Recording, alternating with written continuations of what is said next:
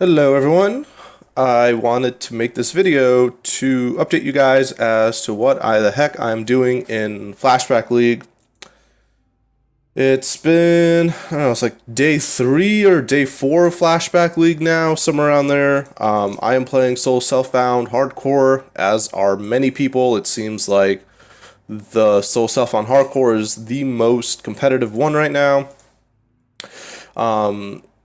So as you can see, I am playing a chieftain. I currently am level 87. And, yep, you guessed it, I farmed an Oni in this Flashback League. I spent the first 12 hours of this race actually farming up an Oni, and I think it's been paying off pretty well. I mean, it's pretty much carried me through the whole game, essentially, as soon as I got it. So, yep, I've been using it for the last 87 levels now, and it's been pretty good. This is just a simple consecrated path, chieftain, crit, consecrated path, chieftain. Nothing really too special in terms of the skill tree here. It's a pretty standard tree. One thing, I am using acro and phase acro. I think these are really strong because especially all the beyond freaking bosses and mobs, this can potentially save my life if it hasn't already. So pretty good. Phase acro and acro is also really nice because Oni Goroshi doesn't have any block. So I don't have any block at all, so I don't suffer any penalties from losing block. So that's why that worked out pretty well. I do lose some armor, but I'm also using a basalt flask, so it kind of evens it out. Other than that, my gear is pretty good at this point. I would say I'm pretty well geared out for Soul Self-Found. I found an Anne's Contempt. The main reason I'm using this is for the 50% reduced extra damage from critical strikes while you have no power charges.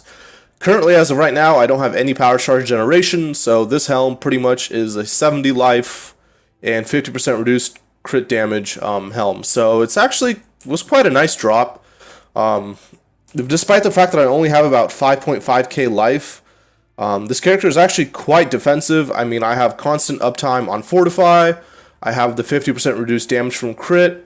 My Herald of Purity is also supported by Blind, so I do blind a lot of the enemies. And, I mean, of course, I have the Jade, I have the the Basalt, and then I also have the Acro and Phase Acro. So this guy is actually pretty hard to kill. I've had, only like 1 or 2 close calls so far. Otherwise, this guy has been pretty much sailing through maps right now. This is currently my Atlas. I'm 47 maps in, so I'm getting there. I'm doing roughly tier 7s to tier 9s right now, so pretty good. That's kind of what I've been up to right now in the flashback. I guess I'll use the other portion of this video to explain why I decided to farm an Oni Goroshi for the first 12 hours of this league. Sorry, give me one sec. These are egg whites, by the way. Oni Goroshi, I think a lot of people think that this sword kind of sucks. However, there's some really good benefits to the sword. I will say this, if you are playing in Trade League, you should not farm the sword. It's just not worth it. It takes, from my experience, I have farmed the sword twice now. Actually killing Hillock over and over again until I got the spawn. It takes roughly, from my experience, 10 to 12 hours to get the sword. Once you do get it, however, it's very easy to level with. You'll literally just steamroll through everything. Whoops. You'll just steamroll through everything, and it's gonna be pretty easy. One thing that's really strong about Oni Goroshi and why I decided to farm it is for the Her Embrace buff. And I'll just hold Alt here, and you can kind of see. Her Embrace gives a lot of things. First of all, it gives you stun immunity. It gives a heap of extra fizz damage from the sword as extra fire damage. You can almost think of this as 3 additional added fire gems. So that's why that's also really strong. You're unaffected by burning ground. You're immune to freeze, chill, and ignite. And it also has a built-in onslaught, which isn't actually onslaught. So you can potentially stack onslaught on top of this buff, and you can get 40% increased attack, cast, movement speed. So it's actually a really strong sword. Obviously, the main downside to this sword is that it uses both hand slots, so you can't dual wield, you can't use a shield, so you don't have block. So that's kind of the shitty part about it. However, it's still more or less a really solid choice for solo self-found.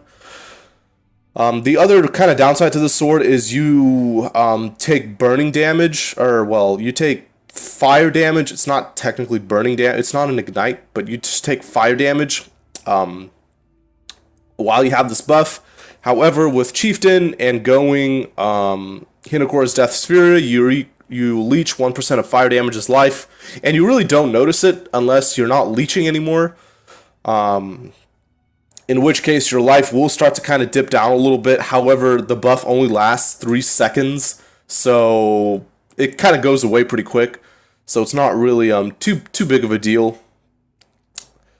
The sword also has a lot of crit, as you can see. I don't even have the highest roll, but the crit is about 9.2. So this sword is a pretty much good all-around sword if you're going any crit melee build. Especially fire-based builds are quite nice. So I'm using Consecrated Path. I have Combustion, Increased Crit, Ele Damage, Melee Fizz, and Fortify.